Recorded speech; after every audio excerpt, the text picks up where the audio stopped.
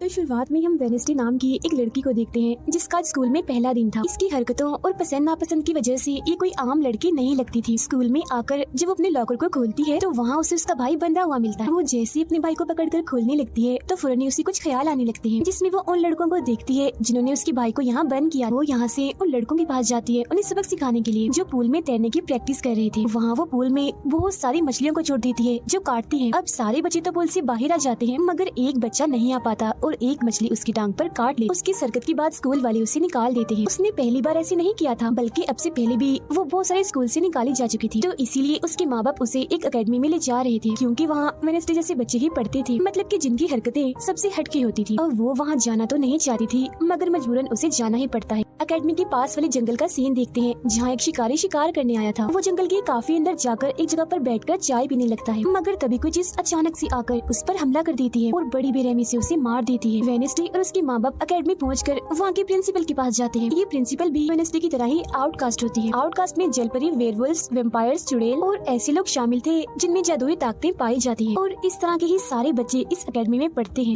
Wednesday के साथ जिसने कमरे में रहना था, यानी उसकी रूममेट, उसने कमरे को काफी रंगीन बनाया हुआ था। इसीलिए सब कुछ वेनेसडे को पसंद नहीं आता, क्योंकि उसे तो बस काला रंग ही पसंद था। यहाँ का सारा माहौल देखकर वो मुंह बना लेती है। तब उसकी रूममेट उससे पूछती है, तुम ठीक हो ना, क्या हुआ तुम्हें? जिस पर उसके डैड जवाब देते हैं, मेरी बेटी बड़ी अजीब है, काफी बोर है और बस इसे तुम जिंदा लाश समझो। अपने डैड की ये बातें सुनकर वेनेसडे उन्हें घूरने लगती है। अब उसकी रूममेट उसे पूरी एकेडमी घुमा रही थी। तभी एक लड़का वहाँ आकर वेनेसडे से उसकी फेसबुक आईडी मांगता है, जिस पर वो कहती है, मैं कोई भी सोशल मीडिया इस्तेमाल नहीं करती, क्योंकि सोशल मीडिया हड्डियों को सड़ा देने वाली सिर्फ एक बीमारी है और कुछ भी नहीं। जाने से पहले वेनेसडे की मॉम उसे कहती है, अब तुम यहाँ से कभी भाग नहीं पाओ। जिस पर वो कहती है, देख लीजिएगा, मैं आपसे वादा करती हूँ कि जल्दी मैं यहाँ से भाग जाऊंगी। वहाँ से जाते वक्त उसके डैड वहाँ एक हाथ छोड़ देते हैं ताकि वो वेनेसडे पर नजर रख सके। उधर जंगल में जब पुलिस छानबीन करने आती है तो उन्हें उस शिकारी की लाश के टुकड़े अलग अलग जगहों पर पड़े मिलते हैं। ऐसा हादसा वहाँ पहली बार नहीं हुआ था, बल्कि तीसरी बार ऐसा हुआ कि एकेडमी के इस जंगल में कोई मारा गया। और वेनेसडे अपने कमरे की सारी रंगीन चीजें हटा देती है और अपनी रूममेट से कहती है, शोर मत करो, कमरे में शांति बनाओ, क्योंकि ये मेरे नॉवल लिखने का वक्त। मगर वो तो गाना लगाकर डांस करने लगती है, जिससे वेनेसडे को गुस्सा आ गया था और वो उसे गाना बंद करने को कहती है। तो वो रूममेट अपने पंजे दिखाकर उसे डराने लगती है, क्योंकि वो थी एक वेयरवुल्फ, मतलब कि आधी इंसान और आधी वुल्फ। तभी इधर एक टीचर आती है जो काफी अच्छी थी और वो वेनेसडे को वेलकम के तौर पर एक फूल गिफ्ट देती। अब अगले दिन जब वेनेसडे कहीं जा रही थी तो उसके डैड का छुड़ा हुआ वो हाथ चुप चुप कर उसे देख रहा था और फिर तभी उसके ऊपर एक स्टैचू गिरने वाला था, मगर बिल्कुल ठीक वक्त पर एक लड़का जिसका नाम जेवियर है उसे बचा लेता। लेकिन इस हड़बड़ी में वो बेहोश हो गई थी और जब उसे होश आती है तो बजाय जेवियर का शुक्रिया अदा करने की वो उसे कहती है कि मुझसे ये उम्मीद मत रखना कि मैं तुम्हारी शुक्रगुजार रहूंगी, क्योंकि तुमने मुझे बचाकर गड़बड़ कर दी, मेरी इतनी अच्छी मौत को टाल दिया। तब जेवियर कहता है, मैं तुम्हें काफी पहले से जानता हूँ, जब हम 10 साल के थे तब हमारी मुलाकात हुई थी, हम दोनों खेल रहे थे तो मैं जाकर एक ताबूत में छुप गया, लोग मुझे जलाने ही वाले थे मगर तुमने मेरी जान बचा ली और आज मैंने तुम्हारी जान बचाकर हिसाब बराबर कर। वेनेसडे जब अपने कमरे में आती है तो उसे अपने बेड पर कुछ महसूस होता है। वो जैसे बिस्तर हटाती है तो वहाँ उस हाथ को देखकर फौरन उसे पकड़ लेती है और पूछती है, तुम कौन हो और यहाँ क्या कर रही हो? जिस पर वो कहता है, मुझे तुम्हारे डैड ने तुम पर नजर रखने को कहा है, वही मुझे यहाँ पर छोड़ कर गए हैं। और वो उसे कहती है, मगर आज के बाद तुम मेरे लिए काम करोगी, वरना मैं तुम्हें हमेशा हमेशा के लिए दराज में बंद कर दूंगी। तो वो इस चीज के लिए मान जाता है कि ठीक है, मैं हर तरह से तुम्हारी मदद करूंगा। अगले दिन प्रिंसिपल वेनेसडे को एक दिमाग के डॉक्टर के पास ले जाती है, क्योंकि उन्हें भी ऐसा महसूस हुआ था कि वेनेसडे का दिमागी तवाज़ुन कुछ ठीक नहीं है। मगर वो वहाँ कोई बहाना बनाकर हाथ की मदद से खिड़की खोलती है और वहाँ से भाग जाती। भागते हुए वो एक आदमी से टकरा जाती है, जिससे फौरन उसे ख्याल आता है, जिसमें वो देखती है कि इस आदमी का अभी एक्सीडेंट होने वाला है, जिसमें वो मर गया है बड़ी बेरहमी से। मगर वो इस बारे में उस आदमी को कुछ नहीं बताती, क्योंकि उसे खून खराबा बहुत पसंद था। वो एक होटल में जाती है जहाँ उसकी मुलाकात एक वेटर से होती है। वो काफी परेशान दिख रहा था क्योंकि उसकी कॉफी मशीन खराब हो गई। वेनेसडे उसे कहती है, मैं तुम्हारी कॉफी मशीन ठीक कर सकती, लेकिन इसके बदले तुम्हें मुझे स्टेशन पर छोड़ना होगा, जिसके लिए वो मान भी जाता है और वेनेसडे उसकी मशीन ठीक कर देती है। इस पर वो कहता है, बस थोड़ा सा इंतजार करो, मेरी शिफ्ट खत्म होने वाली है, फिर हम चलते हैं। और वेनेसडे जब वहाँ बैठी इंतजार कर रही थी कि तभी कोई शरारती लड़की आकर उसे परेशान करने लगती है, जिससे उसे गुस्सा आ गया था और वो उन लड़कों को अकेले ही काफी मारती है और अच्छा सबक सिखाती है। अब इतनी ही देर में उस वेटर के डैड, जो एक पुलिस ऑफिसर थे, वहाँ आ जाते हैं। तोड़फोड़ देखकर जब वो अपने बेटे से इस बारे में पूछते हैं तो वो कहता है, कुछ नहीं, बस वो लड़के के कस्टमर्स को परेशान कर रहे थे, तो इसने उन्हें अच्छा सबक सिखा दिया। तभी यहाँ अकेडमी की प्रिंसिपल भी आ जाती है, उनसे सॉरी बोलकर वेडनेसडे को यहाँ से ले जाती है। रास्ते में वो उस पर काफी गुस्सा करती है कि आखिर तुमने कैसे अकेडमी से भागने की कोशिश की। तभी उन्हें रास्ते में एक एक्सीडेंट हुआ नजर आता है, जो उसी आदमी का था जिससे वेडनेसडे टकराई थी। जो देख प्रिंसिपल घबरा जाती है, कहती है मेरी दुआ है ड्राइवर को कुछ ना हुआ हो। जिस पर वेडनेसडे कहती है वो तो मर गया है और उसकी गर्दन भी टूट गई है। फिर अकेडमी में आने के बाद वेडनेसडे गिटार बजाने लगती है। वो काफी अच्छा बजा रही थी, जिसकी धुन प्रिंसिपल के साथ साथ काफी बच्चों को भी पसंद आती। रूममेट जब कमरे में आती है तो उसकी नजर हाथ पर पड़ती है, जिस बारे में वो वेडनेसडे से पूछती है कि ये क्या चीज है। जिस पर वो जवाब देती है कि ये हमारी एडम फैमिली का एक मेंबर है। अब हम एक अनजान लड़के को देखते हैं जो लाइब्रेरी में जाकर एक किताब से एक सफा फाड़ लेता है, जिस पर एक तस्वीर बनी हुई। उधर हाथ वेटर के घर पहुंच जाता है, जिसे देख वो काफी डर गया था और उसे मारने लगता है। फिर हाथ उसे बैठने का इशारा करके उसे वेडनेसडे का नंबर देता है और उसे फोन करने का कहता है। फिर जब वेटर उसे कॉल करता है तो वो कहती है कि हमारी अकेडमी में एक त्योहार मनाया जाने वाला है जहाँ सभी बच्चे आएंगे। मैं वहाँ से भागने वाली हूँ और अगर तुम मुझे स्टेशन तक पहुँचा दोगे तो मैं तुम्हें काफी अच्छा इनाम दूंगी। जिस पर वो वेटर मान भी जाता है। फिर जब वो त्योहार में जाती है तो देखती है कि प्रिंसिपल की नजर मुझ पर ही है, इसीलिए वो एक आदमी को पैसे देकर प्रिंसिपल का ध्यान भटकाने का कहती है। अब वेटर वहाँ आकर वेडनेसडे के जाने से पहले उसे उसके डैड का एक पुलिस रिकॉर्ड तोहफे में देता है, जो उसने अपने डैड की फाइल्स में से चुराया था, क्योंकि उसके डैड एक पुलिस ऑफिसर जो थे। अब उस रिकॉर्ड को लेकर जैसे वो यहाँ से जाने लगती है तो तभी वो उस लड़के से टकरा जाती है जिसने बुक में से तस्वीर को फाड़ा था। टकराते ही वेडनेसडे को उस लड़के की मौत के ख्याल आने लगते हैं कि वो थोड़ी देर में मरने वाला है, जो बहुत ही भयानक थी। वो लड़का अब जंगल की तरफ जाने लगता है तो वेडनेसडे भी उसके पीछे जाती है और कहती है रुक जाओ, जंगल में मत जाओ, तुम्हारी जान को खतरा है, तुम मर जाओगे। मगर तभी वो उसे अपने जादू से उड़ाकर पेड़ पर लगा देता है और कहता है खतरा मुझे नहीं तुम्हें है, बल्कि तुम खुद ही खतरा हो और मैं सब लोगों को तुमसे बचा रहा हूँ। उस दिन स्टैचू को मैंने ही तुम्हारे ऊपर गिराया था। जिसके बाद वो उसे एक तस्वीर दिखाता है और कहता है इस तस्वीर में तुम ही हो जिसे मेरी मॉम ने 25 साल पहले बनाया था। और ये उस वक्त की बात है जब वो इस अकेडमी में पढ़ती थी। मरने से पहले उन्होंने कहा था कि इस लड़की यानी तुम्हें मुझे रोकना होगा, नहीं तो तुम इस अकेडमी के साथ साथ पूरी दुनिया को ही तबाह कर दोगी। वो बस वेडनेसडे को मारने ही वाला था कि तभी एक बड़ा सा मॉन्स्टर आकर उस पर हमला कर देता है और बड़ी ही बेरहमी से उसे मार देता है। इसके बाद हम वेडनेसडे को उसके कमरे में देखते हैं, क्योंकि उसने यहाँ से भागने के इरादे को खत्म कर दिया था। क्योंकि अब उसके दिमाग में बहुत सारे सवाल थे, जैसे कि मैं इस दुनिया के लिए खतरा कैसे हूँ, एक मॉन्स्टर ने आखिर मेरी जान क्यों बचाई, और साथ ही उसके डैड के खिलाफ पुलिस रिपोर्ट जिसमें उसके डैड के ऊपर एक कत्ल का इल्जाम था। अब अगले दिन पुलिस ऑफिसर वहाँ आते हैं, क्योंकि वेडनेसडे ने ये रिपोर्ट लिखवाई थी कि उस अनजान लड़के की मौत मैंने अपनी आंखों से होती हुई देखी जंगल में। मगर पुलिस को वहाँ ना कोई लाश मिलती है और ना ही कोई ठोस सबूत। तो वेडनेसडे से पूछते हैं कि आखिर तुम इतनी रात को जंगल में कर क्या रही थी। जिस पर वो कहती है मैंने जंगल में उस लड़के को जाते हुए देखा था और जब मैंने उसका पीछा किया तो देखा कि एक मॉन्स्टर ने आकर उसे मार दिया है, जिसके बाद में बेहोश हो गई। तो फौरन प्रिंसिपल पुलिस ऑफिसर से कहती है उस लड़के का कोई कत्ल नहीं हुआ, वो जिंदा है, बस यहाँ से भाग गया है। इसीलिए आपको वेडनेसडे की बातों का यकीन नहीं करना चाहिए। अक्सर इसे इस तरह के दौरे पड़ते रहते, हम इसका इलाज करवा रहे हैं, जल्दी ये ठीक हो जाएगी। फिर जब प्रिंसिपल वहाँ से जाती है तो वो ऑफिसर से कहती है कि जंगल में कोई तो है जो सबको मार रहा है और उसी ने उस लड़के को भी मारा है। मगर तभी वहाँ वो लड़का आ जाता है जो जिंदा था और बिल्कुल सही सलामत भी। अब अगले दिन जब वेडनेसडे को डॉक्टर के पास ले जाया जाता है तो वो उससे पूछती है कि क्या तुमने ये अफवाह इसलिए फैलाई कि सभी की तवज्जो तुम पर हो जाए, यानी कि तुमने उस लड़के की मौत होते हुए देखा। जिस पर वो कहती है मैं जानती हूँ मैंने क्या देखा है, ओके, मुझे तुम्हें बताने की कोई जरूरत नहीं। अगले दिन उसे पता चलता है कि उसी लड़के को बगैर किसी वजह से अकेडमी से निकाला जा रहा है, इसीलिए वो अपने साथी उस साथ को उस लड़के के पीछे लगा देती है। अब प्रिंसिपल के कहने पर वेडनेसडे एक एक्टिविटी में हिस्सा लेती है, जिस मकसद के लिए वो क्लब ज्वाइन करती है, जहाँ उसके साथ सिर्फ एक ही लड़का था जिसके साथ उसकी दोस्ती हो जाती है। फिर जब हाथ उस लड़के के पीछे जाता है तो देखता है कि वो अपना रूप बदल रहा है, जहाँ पहले वो एक बुरा इंसान और फिर अकेडमी के प्रिंसिपल का रूप ले लेता है। जिसके बाद हाथ आकर ये सारी बात वेडनेसडे को बता देता है। अब जब क्लास शुरू होने वाली थी तो जेवियर उसे कहता है कि मेरी साथ वाली सीट खाली है तो तुम यहाँ बैठ जाओ। तो वो उसके साथ आकर बैठ जाती है। जेवियर यहाँ मकड़ी की तस्वीर बना रहा था और फिर अपने जादू से वो उसे जिंदा भी कर देता है, मगर एक ही झटके में वेडनेसडे उसे मार देती है और उसकी राख उड़ा देती है। अब एक लड़की जो काफी बदतमीज थी और विलन में थी, उसकी और वेडनेसडे के बीच काफी बहस हो जाती है, क्योंकि दोनों ही एक दूसरे से काफी चिढ़ती थी, एक दूसरे को जरा भी पसंद नहीं करती थी। और इसके बाद वेडनेसडे अपनी जगह अपनी रूममेट को उस क्लब में भेज देती है जहाँ वो एक्टिविटी की प्रैक्टिस कर रही थी, और खुद वो अकेली ही चली जाती है अकेडमी की उस जंगल में मॉन्स्टर को ढूंढने के लिए। वेडनेसडे को वहाँ उस अनजान लड़की का टूटा हुआ चश्मा भी मिलता है, वही अनजान लड़का जिसे मॉन्स्टर को मारता हुआ इसने देखा था। और अब जैसे ही वो इस चश्मे को छूती है तो लाइब्रेरी में उसे वहाँ एक किताब भी दिखती है, तो वो उस किताब को खोजने लाइब्रेरी में चली जाती है, मगर उसे वहाँ उस तरह की कोई भी किताब नहीं मिलती। जिसके बाद वो चुपके से जेवियर के कमरे में चली जाती है, क्योंकि वो लड़का और जेवियर एक ही कमरे में रहती थी। वेडनेसडे और हाथ यहाँ पर उस किताब को ढूंढ रहे थे, मगर तभी यहाँ जेवियर आ जाता है, जिस वजह से वो बेड के नीचे छुप जाते हैं। तभी जेवियर के पास वो विलन लड़की भी आती है और उसे कहती है तुम मुझसे क्यों नाराज हो, अच्छा गुस्सा छोड़ो, सुलह कर लो। जिस पर वो मना कर देता है। अब उसके इनकार पर विलन लड़की को लगने लगता है कि ये सब वो वेडनेसडे की वजह से कर रहा है। इसीलिए वो कहती है कि कल मैं वेडनेसडे समेत तुम्हारे सभी साथियों की कश्तियों की धज्जियां उड़ाने वाली हूँ। बेड के नीचे छुपे वेडनेसडे और हाथ भी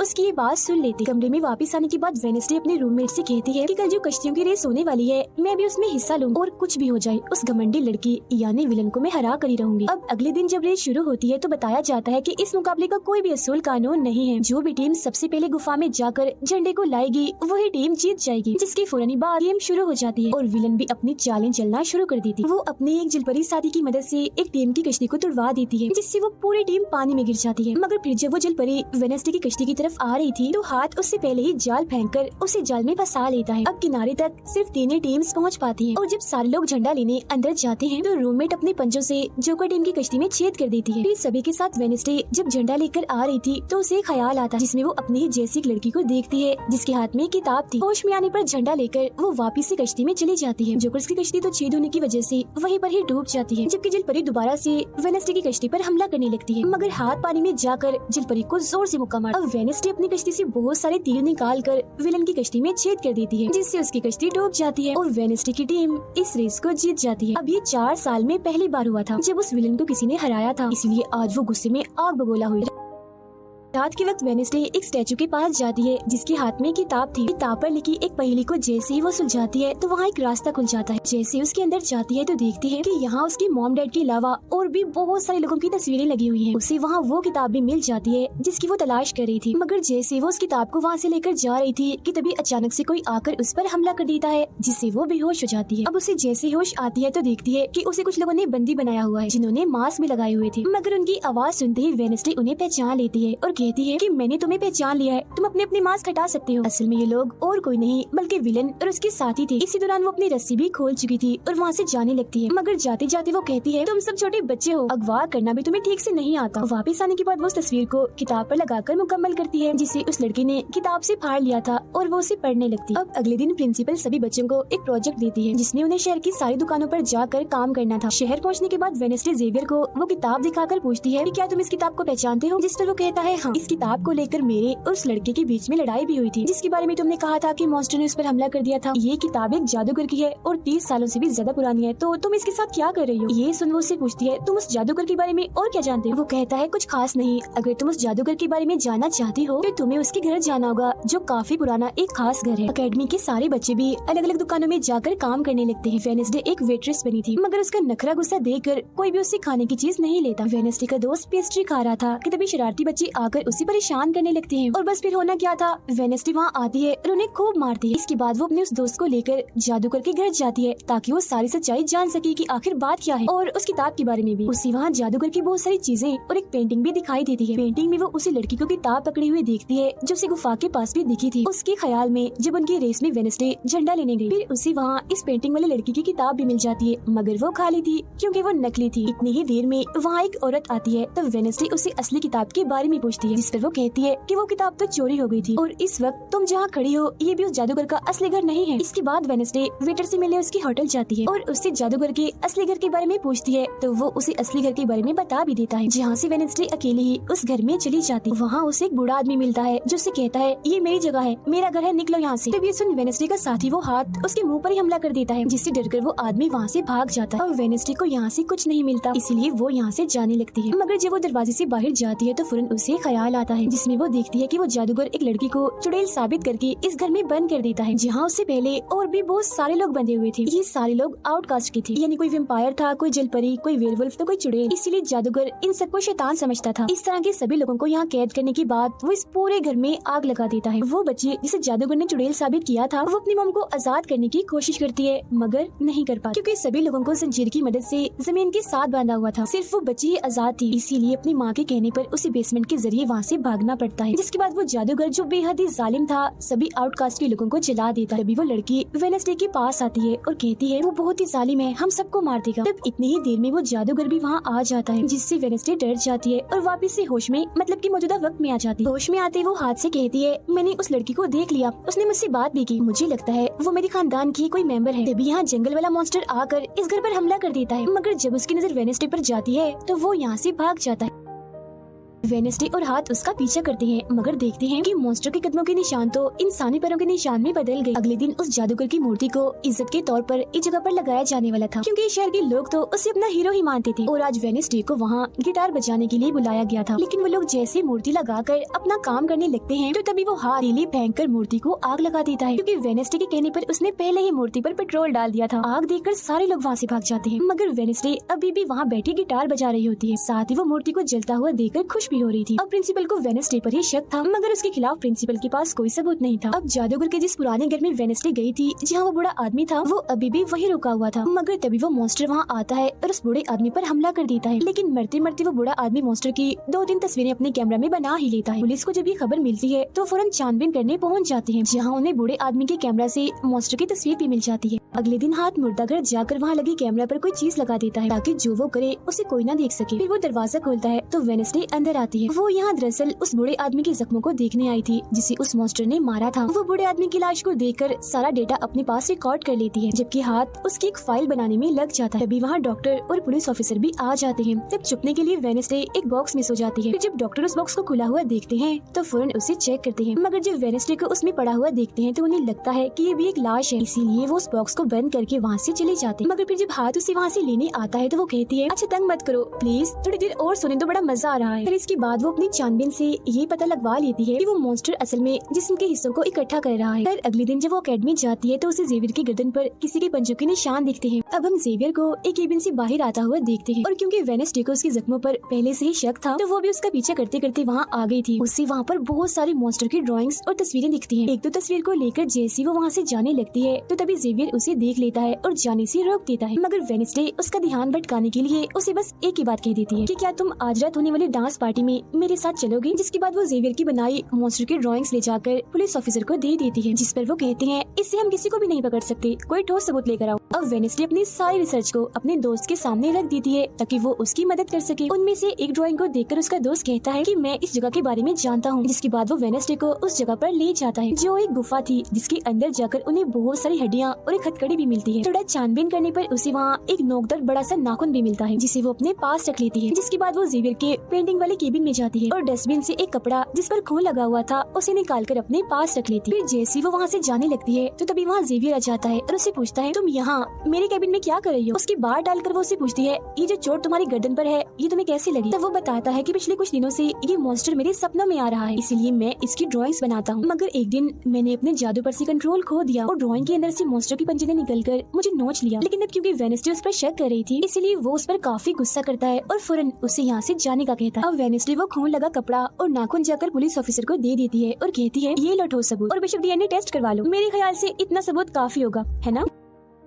वो अपने दोस्त के पास जाती है और कहती है कि डांस पार्टी में जाने के लिए हमारे साथ कोई नहीं है, तो हम ऐसा करते हैं डांस पार्टी में नहीं जाते बल्कि गुफा में जाकर मॉन्स्टर को ढूंढते। जिसके बाद रात को वेडनेसडे अपने दोस्त के साथ जंगल में जाने की तैयारी कर रही थी, मगर तभी उसके दरवाजे पर वेटर तैयार होकर आता है, क्योंकि हाथ ने उसे वेडनेसडे की तरफ से डांस पार्टी में चलने की दावत भेजी थी। अब क्योंकि वेटर काफी खुश था तो वेडनेसडे उसका दिल तोड़ना नहीं चाहती थी, इसीलिए वो अपने गुफा में जाने वाले प्लान को खत्म करके वेटर के साथ पार्टी में जाने का फैसला करती है। जब वेडनेसडे वहाँ से जाने लगती है तो उसका दोस्त वहाँ आता है तो वो उसे कहती है, सॉरी मैं पार्टी में जा रही हूँ, हम ऐसा करते हैं कल गुफा में जाएंगे। लेकिन उसका दोस्त बगैर बताए अकेला ही उस गुफा में चला जाता है। उधर पार्टी में सारे लोग आकर काफी एंजॉय कर रहे थे। सब लोग अपने अपने साथी को लेकर पार्टी में आए हुए थे, जहाँ जेवियर अपने साथ उस विलन लड़की को लाया था। लेकिन जब वेडनेसडे वेटर के साथ वहाँ आती है तो उन दोनों को साथ देकर जेवियर जलने लगता है। जब सब लोग डांस कर रहे थे तो वेडनेसडे की डांस करने की स्टाइल से सारे लोग काफी हैरान रह जाते हैं, क्योंकि वो काफी अजीब तरह से ही डांस कर रही थी। उधर जंगल में वेडनेसडे का दोस्त भी पहुँच गया था और छुपकर मॉन्स्टर के आने का इंतजार कर रहा था, मगर तभी वहाँ कोई आता है और उस गुफा में धमाका करके भाग जाता है। जेवियर लगातार उन दोनों को देखकर जल रहा था, इसीलिए वो विलन लड़की से कहता है कि तुम अपना लॉकेट उतारो और अपने जेल परी से मेरे लिए मदद मांगो ताकि मैं वेडनेसडे को भूल जाऊं। जिस सुन विलन लड़की भड़क जाती है और उसे कहती है कि तुम तो पहले ये कहते फिर रहे थे कि मैंने अपने जेल परी से तुम्हें अपने काबू में किया है और अब तुम्हें किसी को बुलाने के लिए मेरी ही मदद चाहिए। तभी बाहर शरारती लड़कों का ग्रुप टैंकर लेकर आता है और डांसिंग क्लब के पंप में वो बड़ा सा पाइप लगा देते हैं और फिर तभी अचानक उस पार्टी में खून की बारिश होने लगती है, क्योंकि जो टैंकर वो शरारती लड़के लाए थे जिसका पाइप उन्होंने लगाया था उसमें दरअसल खून था। ये देख सारे लोग घबरा जाते हैं और पार्टी से भागने लगते हैं, मगर वेडनेसडे वहीं खड़ी रहती है क्योंकि उसे तो अब और मजा आ रहा था, क्योंकि वो बारिश खून की नहीं बल्कि कलर की थी जिसमें वो काफी इंजॉय कर रही थी। तभी वेडनेसडे को ख्याल आता है जिसमें वो देखती है कि उसका दोस्त अकेला ही जंगल में चला गया है, जहाँ वो मुसीबत में है, उसकी जान खतरे में है। इसीलिए वो जंगल की तरफ उसे बचाने के लिए भाग जाती है। उसके दोस्त के पीछे दरअसल वो मॉन्स्टर पड़ गया था जिससे बचकर वो भाग रहा था। वो मॉन्स्टर एक बार उस पर हमला करता ही है कि तभी वेडनेसडे उसे ढूंढते हुए वहाँ आ जाती है। तब मॉन्स्टर उसे देखकर वहाँ से भाग जाता है। वो अपने दोस्त को बेहोश पड़ा हुआ देखकर काफी घबरा जाती है। इतनी ही देर में उसकी टीचर भी उसका पीछा करते करते वहाँ आ गई थी, जिसके बाद उसके दोस्त को हॉस्पिटल ले जाया जाता है और वेडनेसडे खुद वापस अपनी एकेडमी में आ जाती है, जहाँ वो अपने डैड पर लगे इल्जाम को सुलझाने की कोशिश कर रही थी कि आखिर सच क्या। एकेडमी में सारे माँ बाप अपने बच्चों से मिलने आते हैं क्योंकि आज मीटिंग थी। प्रिंसिपल सबको बताती है कि वेडनेसडे के दोस्त की हालत में सुधार हो रहा है, कुछ दिन के बाद ठीक होकर वो वापस आ जाएगा। मगर दूर खड़ी वेडनेसडे अपने रूममेट को बताती है कि ये झूठ है, वो तो कोमा में है बेचारा। तभी यहाँ दोनों के माँ बाप आ जाते हैं और ये उनसे मिलने चली जाती है। वेडनेसडे अपने मॉम डैड को बताती है कि जब से आपने मुझे यहाँ छोड़ा है मेरे ऊपर बहुत सारे हमले हुए हैं। अब इन सभी को अपनी अपनी फैमिली से मिलता हुआ दूर खड़ी जेवियर और विलन लड़की देख रहे हैं, क्योंकि उनकी मॉम डैड आज भी नहीं आई। अब विलन लड़की सुधर गई होती है, साथ ही उसकी जेवियर के साथ दोस्ती भी हो गई थी, तो अब से हम उसे जेवियर की दोस्त कहें। तब इतनी ही देर में उसकी मॉम भी इधर आ जाती है, जिसे देखकर वो काफी हैरान थी। वेडनेसडे के माँ बाप प्रिंसिपल से मिलते हैं तो वो कहती है कि वेडनेसडे काफी अजीब तरह से सबसे पेश आती है, इसे डॉक्टर के पास ले जाए इलाज करवाने के लिए। अब इससे पहले वहाँ उसके माँ बाप कुछ कहते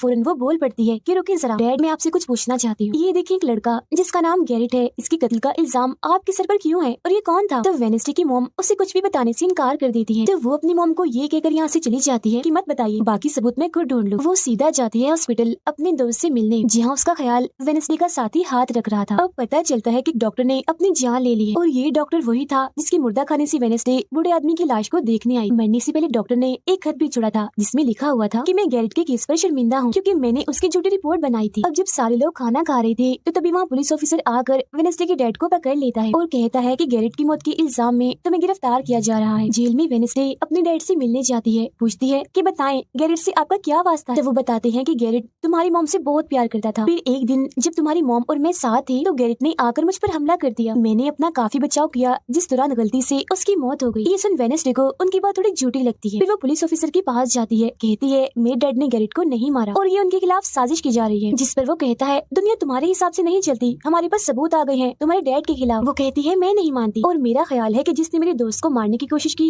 उसने ही गैरेट को मारा होगा। पार्क में रूममेट अपनी मॉम के साथ बैठी थी, जहाँ उसकी मॉम चाहती है कि वो पूरी तरह एक वेयरवुल्फ बन जाए और वो उसे एक डॉक्टर के पास जाने का कहती है, मगर रूममेट ऐसा नहीं चाहती, इसलिए वो यहाँ से चली जाती है। अब वेडनेसडे अपनी मॉम के पास जाती है ताकि वो सारी सच्चाई जान सके। उसकी मॉम खुफिया लाइब्रेरी में थी। वो अपनी मॉम से कहती है कि आपने मुझे इस अकेडमी में इसलिए भेजा ना ताकि मैं हमेशा आपकी परछाई बन के रहूं। जिस पर उसकी मॉम कहती है कि ये सिर्फ अकेडमी ही नहीं बल्कि पहले यहाँ एक ग्रुप हुआ करता था जिसकी बुनियाद तुम्हारे डैड की फैमिली की एक औरत ने रखी थी जिसका नाम गुडी था। वो कहती है मैं ये जानना चाहती हूँ कि डैड ने तो गैरेट को नहीं मारा तो फिर किसने मारा है? तब उसकी मॉम सच्चाई बताती है कि जब मैं वहाँ गई तो मैंने देखा कि तुम्हारे डैड और गैरेट आपस में लड़ रहे थे। मैंने उन्हें रोकने की कोशिश की मगर गैरेट तुम्हारे डैड को काफी बुरी तरह से मार रहा था। मैंने फौरन तलवार उठा ली और फिर जैसे गैरेट मेरे पास आने लगा तो तलवार उसके आर पार हो गई और वो मारा गया, मगर तुम्हारे डैड ने मेरी जान बचाने के लिए तलवार मुझसे ले ली ताकि सारा इल्जाम उन पर आ जाए। वेडनेसडे कहती है मगर मुझे पता चला था कि जब गैरेट मरा तो उसके मुंह से झाग निकल रही थी। ऐसा तो सिर्फ तब होता है जब किसी ने जहर लिया। अब सच पता करने का सिर्फ एक ही रास्ता है, गैरेट की कब्र को खोदना। जिसके बाद वो अपनी मॉम के साथ मिलकर गैरेट की कब्र को खोद देती है और वहाँ से उसकी एक उंगली ले लेती है, मगर तभी इधर पुलिस आकर उन दोनों माँ बेटी को गिरफ्तार कर लेती है। जेल में वेडनेसडे गैरेट की उंगली अपने मॉम डैड को दिखाती है, कहती है कि उसकी मौत जहर से हुई थी, मगर जैसे उसके हाथ इस उंगली पर लगते हैं उसे फौरन एक ख्याल आता है जिसमें वो देखती है कि गैरेट के डैड ने उसे जहर दिया था ताकि वो इस पूरे अकेडमी के लोगों को मार डाले। मगर जब उसकी लड़ाई वेडनेसडे के डैड से हुई तो जहर की बोतल टूट गई जिससे सारा जहर गैरेट के अंदर चला गया, जिसका मतलब साफ था कि उसने वेडनेसडे के डैड को ही नहीं बल्कि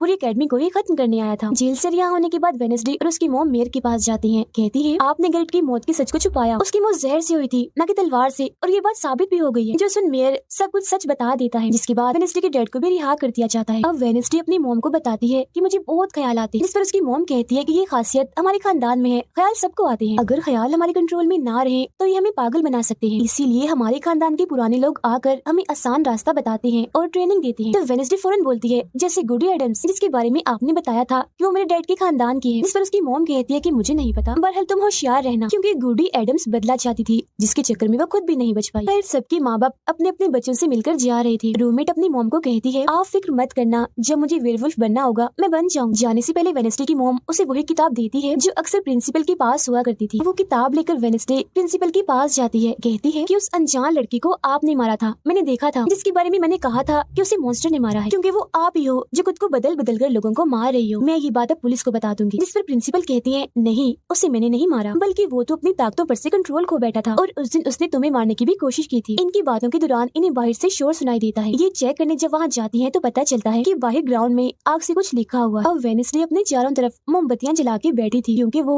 गुडी को बुलाने की कोशिश कर रही, मगर तभी इधर उसकी रूममेट आ जाती है। साथ ही उसे एक खत भी मिलता है जिसमें कोई उसे गुफा में मिलने बुलाता है। जब वेनेस्डे अपनी रूममेट के साथ वहाँ जाती है तो गुफा के अंदर जाने के बाद उसे एहसास होता है कि यहाँ कोई है। यहाँ दरअसल जेवियर और उसके साथी थे जो वेनेस्डे को सरप्राइज देना चाहते थे क्योंकि आज उसकी बर्थडे थी। यहाँ वेनेस्डे को एक लाइन लिखी हुई दिखती है कि जब मैं लौटूंगा तो शोले बरसेंगे। इसे जैसे वो हाथ लगाती है तो उसे ख्याल आता है जिसमें वो उसी लड़की से मिलती है जो अक्सर उसे नजर आया करती थी, और ये और कोई नहीं बल्कि गुडी ही है। वो वेनेस्डे को एक महल दिखाकर कहती है कि अगर तुम्हें उस जादूगर के बारे में जानना है तो तुम्हें इस महल को ढूंढकर यहाँ आना होगा। जब वो ग्राउंड में खड़ी उस लाइन को देख रही थी जहाँ आग से कुछ लिखा था, तो तभी उसके पास जेवियर आता है जिससे वो बात नहीं करती क्योंकि नाराज थी। उसे लग रहा था कि हो ना हो जेवियर ही वो मॉन्स्टर है। फिर वो अपने दोस्त के पास हॉस्पिटल जाती है जो अभी भी बेड पर था और उसकी हालत भी खराब थी, इसीलिए वो उसे कोई बात नहीं कर पाती। अब वेनेस्डे अपने दोस्त वेटर से मिलने जाती है और उसे उस महल जो गुडी ने दिखाया था उसकी तस्वीर दिखाकर पूछती है कि क्या तुम इस जगह के बारे में जानते हो, जिस पर वो मना कर देता। अब यहाँ तो उसका काम नहीं हुआ, इसीलिए वो उस तस्वीर को लेकर जेवियर के पास जाती है और उससे भी वही सवाल करती है कि क्या तुम इस जगह के बारे में जानते हो, मगर तभी उसकी नजर इसी महल की पेंटिंग पर जाती है जो जेवियर ने पहले से ही बनाई हुई थी, जिस पर वो बताता है कि ये जगह रात को मेरे सपने में आई थी तो मैंने इसे बना दिया। अच्छी बात ये थी कि जेवियर इस जगह के बारे में जानता भी था। तब उसी महल का पता लेकर वेनेस्डे वहाँ पहुँच जाती है जहाँ मेयर पहले से ही मौजूद था, और क्योंकि वो जान गया था कि असली कातिल कौन है तो वेनेस्डे उसकी गाड़ी में ही छुप जाती है। मगर जैसे मेयर की गाड़ी शहर में पहुँचती है तो कोई उनकी गाड़ी को ठोक देता है जिससे मेयर का एक्सीडेंट हो गया था। वो काफी जख्मी हो जाते हैं, उनकी हालत मरने वाली हो गई। फिर अब रात के वक्त वेनेस्डे वेटर और अपने रूममेट के साथ उसी महल में आती है। यहाँ उसे ऐसा महसूस होता है जैसे कोई इधर रह रहा है क्योंकि मोमबत्तियां गर्म थी और ये कमरा बिल्कुल साफ था। इतनी ही देर में वो मॉन्स्टर भी यहाँ आ जाता है जिससे बचने के लिए ये लोग छुप जाते हैं। ये लोग देखते हैं कि जिन जिन लोगों पर मॉन्स्टर ने हमला किया था उनके जिस्म के कटे हुए हिस्से यहाँ पर पड़े हुए हैं। अब वेनेस्डे अपने दोस्तों को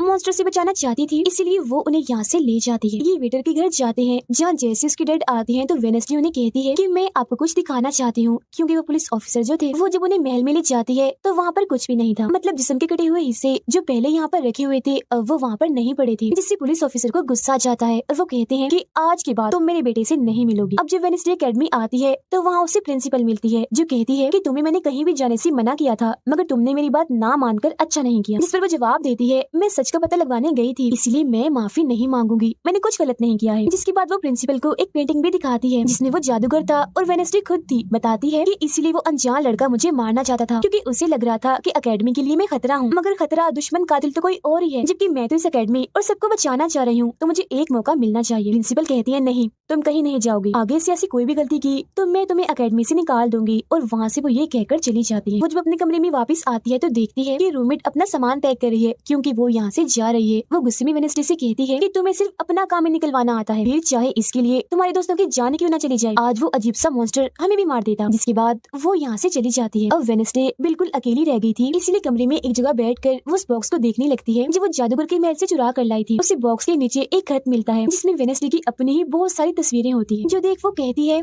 मेरी एडम्स फैमिली, जादूगर, मॉन्स्टर और मैं शायद किसी न किसी तरीके से जुड़े हुए हैं। और जब ये बात मेयर को पता चली तो किसी ने उनका मुंह बंद कर दिया, मगर मैं चुप नहीं बैठूंगी और तुम जो कोई भी हो मैं तुम्हें ढूंढ लूंगी, देखना। अब मेयर की मौत हो गई थी और जब उन्हें दफनाया जा रहा था तो वेनेस्डे वहाँ आती है और सोचने लगती है कि कातिल यहाँ आए लोगों में से कोई है, मगर तभी उसे जंगल में कोई दिखता है। वो पीछे करती है तो पता चलता है कि और कोई नहीं बल्कि उसका अंकल है। अंकल बताते हैं कि मेरे ऊपर चोरी का इल्जाम है तो कुछ वक्त के लिए मुझे छुप के रहना होगा। तब वेनेस्डे उन्हें एक केबिन में छुपा देती है और मॉन्स्टर की तस्वीर दिखाकर पूछती है कि आप इसके बारे में कुछ जानते हैं। जिस पर वो कहते हैं, मैं ज्यादा कुछ तो नहीं जानता, अगर तुम्हें इसके बारे में जानना है तो तुम्हें खुफिया लाइब्रेरी में जाना होगा। वहाँ एक तिजोरी में डायरी है जिसमें इस मॉन्स्टर के बारे में सब लिखा है। आधी रात को वेनेस्डे उस लाइब्रेरी में जाती है जहाँ जेवियर पहले से ही मौजूद था। तब ये उसे कहती है, जहाँ जहाँ मॉन्स्टर से हमला हुआ है वहाँ तुम पाए गए हो तो हो ना हो मॉन्स्टर तुम ही हो। मगर वो उसकी बात को अनसुनी करके यहाँ से चला जाता है। तभी इधर उसके अंकल आते हैं। ये मिलकर डायरी को ढूंढ लेते हैं जिसमें इस मॉन्स्टर के बारे में सब कुछ लिखा था कि ये मॉन्स्टर किसी के कंट्रोल में भी आ सकता है और फिर बस ये अपने मालिक के कहने पर ही काम करता है। रात के वक्त वो अपने साथी हाथ को कहती है कि मैं वेटर से मिलने जा रही हूँ, तब तक तू मेरी डायरी का ख्याल रखना। कि जब वेटर के साथ गुफा के अंदर जाती है तो देखती है कि यहाँ उसने गुफा को सजाया हुआ है क्योंकि वो उससे शादी के लिए पूछने वाला था। वापिस आकर वेनेस्डे देखती है है कि उसके कमरे का सारा सामान इधर उधर बिखरा पड़ा है और उसकी डायरी कोई चुरा कर यहाँ से ले गया है। फिर जैसे वो अपने साथी हाथ को देखती है तो घबरा जाती है, क्योंकि उसकी हथेली में किसी ने चाकू आर पार कर दिया था और अब उसमें जान नहीं थी, वो मर गया था। फिर वो हाथ को लेकर जल्दी से अपने अंकल के पास आती है और दुखी होती हुई कहती है, प्लीज अंकल, कैसे भी करके हाथ को जिंदा कर दीजिए। तब अंकल बार बार बिजली के झटके उसे देते हैं, जिससे वो जिंदा हो जाता है। वो उससे पूछती है, अच्छा तुम पर हमला किसने किया था? जिस पर इशारों से वो बताता है कि मैंने नहीं देखा, क्योंकि हमला पीछे से हुआ था। जिस पर वेडनेसडे गुस्से से भर जाती है, कहती है, चाहे कुछ भी हो जाए मैं उसे नहीं छोड़ूंगी, वो जो भी है। और वो प्रिंसिपल को आकर कहती है, किसी ने मेरे कमरे में तोड़ फोड़ कर दी है, साथ ही कोई उस डायरी को भी चुरा कर ले गया है। वो कहती है, वो डायरी तो खुफिया लाइब्रेरी में थी, तो तुम्हारे पास कैसे आई? तुम ऐसी हरकतें मत करो कि एकेडमी को बंद करना पड़े, ऐसा मैं होने नहीं दूंगी। फिर जब वेडनेसडे वहाँ से जा रही थी तो तभी उसके पास उसके साथी आते हैं और उसे जानकारी देते हैं कि गैरेट, जिसकी मौत का इल्जाम तुम्हारे डैड पर था, उसकी मॉम को किसी ने डबोकर मारा था और मरने से पहले उनकी सारी प्रॉपर्टी एक डॉक्टर ने हथिया ली थी। डॉक्टर नाम सुनकर वेडनेसडे को दिमागी डॉक्टर पर शक होता है, इसीलिए वो सीधा उनके पास जाती है। कहती है कि मैं जानती हूँ आपके अंदर गैरेट की मॉम की आत्मा है जो सबसे अपनी मौत का बदला लेना चाहती है, अब बस कर दो, तुम्हारा खेल खत्म हुआ। जिसके बाद वो यहाँ से चली जाती है। ये सारी बातें सुन डॉक्टर को जरा भी समझ नहीं आती कि क्या बोल रही थी, इसीलिए वो फौरन प्रिंसिपल को कॉल करती है। कहती है, वेडनेसडे आई थी, उसका बर्ताव काफी अजीब था, उल्टी उल्टी बातें कर रही थी वो। अब तभी यहाँ मॉन्स्टर आ जाता है जो डॉक्टर पर हमला करके उन्हें मार देता है। अब डॉक्टर तो मर गई थी, इसीलिए वेडनेसडे की शक की सुई अब जेवियर पर आ जाती है, इसीलिए वो उससे मिलने उसके कैबिन में जाती है। यहाँ उसे मरे हुए लोगों का सामान भी मिलता है, जिससे उसका शक और पक्का हो जाता है। अब तभी इधर पुलिस भी आकर जेवियर को पकड़ लेती है, क्योंकि पुलिस को यहाँ पर वेडनेसडे ने ही बुलाया था। अब जब वेडनेसडे कमरे में आती है तो उसकी रूममेट वापस आ गई थी। कहती है, तुम्हारा और मेरा कोई ताल्लुक है, मैं तुम्हारे साथ रहना चाहती हूँ, मैंने तुम्हें और हाथ को बहुत याद किया। फिर इसके बाद वेडनेसडे वेटर के पास जाती है, जहाँ उसे फिर से कुछ ख्याल आने लगते हैं, जिनमें वो देखती है कि मॉन्स्टर और कोई नहीं बल्कि वेटर ही है, जिसे वो पसंद करती है। मगर फिलहाल वो उसे कुछ नहीं कहती, उसे एक जगह पर लाती है और फिर कहती है कि जेवियर को तो फंसाया जा रहा है, जबकि असली मॉन्स्टर तो तुम ही हो। मगर वो इसके लिए बार बार मना करता है। तभी यहाँ वेडनेसडे के सारे दोस्त भी आ जाते हैं और वेटर को पकड़कर कुर्सी से बांध देते हैं। अब वेडनेसडे उस पर जुल्म करना चाहती है, मगर उसके दोस्त ऐसा करना नहीं चाहते, इसीलिए वो यहाँ से चले जाते हैं। फिर जैसे ही वो वेटर को मारने के लिए आगे बढ़ती है कि तभी वेटर के डैड पुलिस ऑफिसर यहाँ आ जाते हैं और वेडनेसडे को गिरफ्तार कर लेते हैं। हालांकि वो उन्हें कहती भी है कि असली कातिल आपका बेटा है, वही मॉन्स्टर है ये, मगर वो उसकी एक नहीं सुनते। फिर जब वो यहाँ से जा रही थी तो वेटर उसके पास आता है, कहता है, कैसा लगा हारना? अभी तो और भी बहुत कुछ होना बाकी है बच्चों। जिसके बाद प्रिंसिपल भी वेडनेसडे को कह देती है कि तुमने सारी हदें पार कर दी, इसीलिए तुम्हें एकेडमी से निकाला जा रहा है। लेकिन अभी भी वो बार बार एक ही बात कह रही थी कि वेटर ही असली मॉन्स्टर है, मगर फिर भी वो उसकी एक नहीं सुनती और जाने का कहती है। तब आखिरी बार वेडनेसडे जेवियर से मिलने जाती है, जो जेल में बंद था और उससे नाराज भी था, क्योंकि वेडनेसडे ने ही उसे पुलिस के हवाले किया था। हालांकि वो उसे बताती भी है कि मॉन्स्टर वेटर है और उसने मेरे जरिए तुम्हें फंसाया है। वो उसकी एक नहीं सुनता, कह देता है कि सारी मुसीबत की जड़ तुम हो, अगर तुम ये एकेडमी छोड़ के चली जाओगी तो कुछ भी गलत नहीं होगा। ये बात सुनने के बाद वो एक सेकंड भी नहीं रुकती और यहाँ से चली जाती है। वो अपने कमरे में आकर अपना सारा सामान पैक करती है, जिसके बाद वो सभी से आखिरी मुलाकात करती है। सबसे आखिर में वो अपने दोस्त से मिलने हॉस्पिटल में जाती है। कहती है, मैं तो जा रही हूँ, तुम अपना ख्याल रखना और हाँ,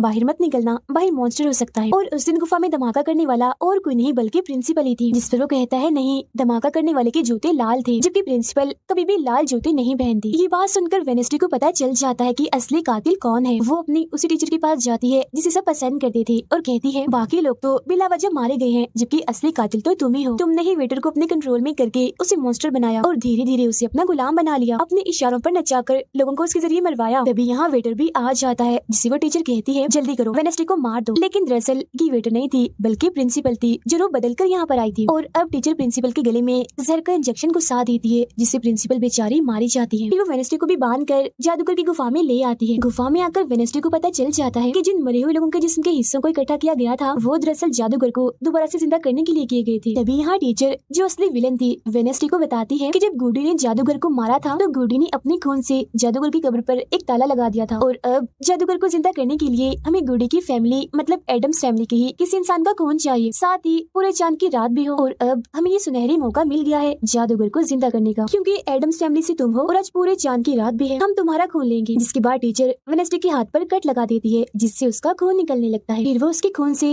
जादूगर की कब्र का ताला खोल देती है और फिर अगले ही पल जादूगर भी जिंदा होकर अपनी कब्र से बाहर आ जाता है। बाहर आते ही वो वेडनेसडे को चाकू मार देता है, जिससे वो जख्मी हो जाती है। इसके बाद वो एकेडमी को खत्म करने के लिए चला जाता है। अब तभी यहाँ गुडी एडम्स आती है और वेडनेसडे को बिल्कुल ठीक कर देती है, मतलब कि उसके जख्म, और कहती है, मैंने तुम्हें ठीक तो कर दिया है, मगर अब के बाद मैं तुम्हें नजर नहीं आऊंगी। जंगल के रास्ते से जब वेडनेसडे जा रही थी तो तभी उसके सामने वेटर आ जाता है। उसे टीचर कंट्रोल कर रही थी, इसलिए इसलिए वो मॉन्स्टर बनकर उस पर हमला कर देता है। वो बस उसे मारने ही वाला था कि तभी यहाँ एक वेयरवुल्फ आ जाती है, जो और कोई नहीं बल्कि रूममेट थी, जो आज पहली बार वेयरवुल्फ बनी थी, वो भी सिर्फ वेडनेसडे को बचाने के लिए। यहाँ वेयरवुल्फ और मॉन्स्टर के बीच काफी खतरनाक लड़ाई होती है, जिसमें वेयरवुल्फ मॉन्स्टर पर भारी पड़ रही थी और उसे काफी मारती है, अच्छा मजा चखाती है। इसके बाद वेडनेसडे जादूगर से लड़ने उसे रोकने के लिए अकेडमी में आ जाती है, जहाँ वेडनेसडे को बचाने के लिए जेवियर पहुंच जाता है। अब जैसे जादूगर जेवियर को मारने वाला था तो तभी सामने वेडनेसडे आ गई थी और वो बेचारी खुद जख्मी हो जाती है, मगर फिर भी वो जेवियर को कहती है कि तुम यहाँ से जाओ और बाकी अकेडमी वालों को बाहर निकालो, क्योंकि ये हम जैसे आउटकास्ट के लोगों को नहीं छोड़ेगा। जिसके बाद वो फिर से खड़ी हो जाती है, उसके हाथ में तलवार भी थी, जिसकी मदद से वो जादूगर से लड़ती है, मगर जादूगर काफी ताकतवर था, इसीलिए वो उसके सामने नहीं टिक पाती। वो बस उसे मारने ही वाला था कि तभी इधर जेवियर की दोस्त आकर जादूगर का ध्यान भटका देती है, जिस दौरान मौका देकर वेडनेसडे उठती है और तलवार के एक टुकड़े को जादूगर के दिल के आर पार कर देती है, क्योंकि ऐसा उसे गुडी एडम्स ने करने को कहा था। जहाँ जादूगर एक बार फिर से मर जाता है और उन्हें उसका जिस्म जलने लगता है और राख बनकर उड़ जाता है। जादूगर के मरते ही यहाँ वो टीचर आ जाती है, जिसके हाथ में गन थी, जिसे वो वेडनेसडे पर तान देती है, क्योंकि वो उसे मारना चाहती है। मगर तभी यहाँ वेडनेसडे का दोस्त भी आ गया था, जिसके पास बहुत सारी मधुमक्खियाँ थी। वो उन सभी मधुमक्खियों को टीचर पर छोड़ देता है, जिससे उसका भी काम तमाम हो जाता है। जब वेडनेसडे अपने मिशन में कामयाब होकर बाहर आती है, जहाँ सारे लोग खड़े थे, तो वो वहाँ अपने रूममेट को भी देखती है, जो अब वेयरवुल्फ से अपने असली रूप में आ गई थी। यहाँ वो दोनों पहली बार गले मिलती है, मगर हैरत, अब वेडनेसडे को कोई भी ख्याल नहीं आ रहा था। कुछ वक्त के बाद वेडनेसडे अपना नॉवल भी पूरा कर लेती है, मगर वो इसका एंड नहीं करती, इन्हीं की उसे खत्म नहीं करती और आगे बस एक सवालिया निशानी छोड़ देती है। वो जेवियर से मिलने जाती है, जहाँ वो उसे गिफ्ट देता है, जिसमें मोबाइल था। वो इस गिफ्ट को ले तो लेती है, मगर कुछ नहीं कहती और वहाँ से चली जाती है। फिर जब वो अपनी गाड़ी में थी तो उसके पास मैसेज आता है, जिसमें उसकी कुछ तस्वीरें थी और साथ ही ये मैसेज भी था कि मैंने तुम पर नजर रखी हुई है, जिससे वो सोच में पड़ जाती है कि टीचर तो मर गई है, मगर अब उसके बाद ये कौन है जो सब कर रहा है। इसी सोच में वो अपने घर के लिए निकल जाती है। जिसके बाद हम पुलिस की गाड़ी को देखते हैं, जिसमें वो वेटर को बांधकर कहीं ले जा रहे थे, क्योंकि उन्हें भी पता चल गया था कि यही असली मॉन्स्टर है, इसे बस कोई कंट्रोल करता है। मगर तभी अचानक से वेटर दोबारा मॉन्स्टर बन जाता है और सभी पुलिस वालों को मार देता है, जिसका मतलब ये था कि टीचर की तरह अभी भी कोई है